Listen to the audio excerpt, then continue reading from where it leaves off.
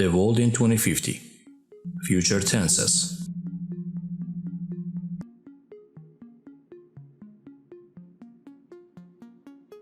Be going to plus infinitive.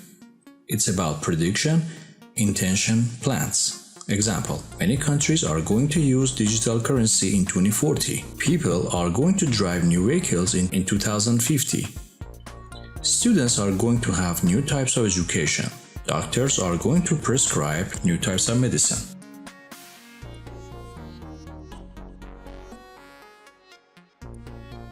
Be likely to infinitive for future events which are probably going to happen. Example, we are likely to use our smartphones in many fields. Medicine is likely to be different in 2050. Marriage is not likely to be the same as now in 2050. They are likely to restrain or control corruption by AI in 2040.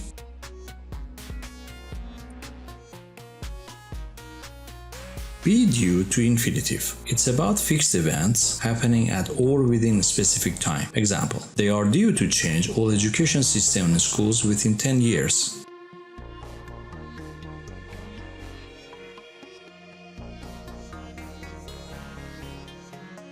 Be bound to infinitive.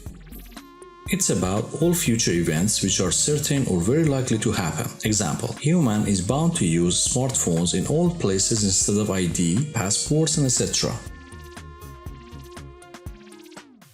Be about to infinitive, beyond the age of doing, beyond the point of doing, beyond the verge of doing. It's about actions that happen in the immediate future. Example, in 2030, all documents are about to be digital. In 2025, many countries are on the verge of using electric cars. Scientists are on the point of testing new vaccines against new disease in 2025.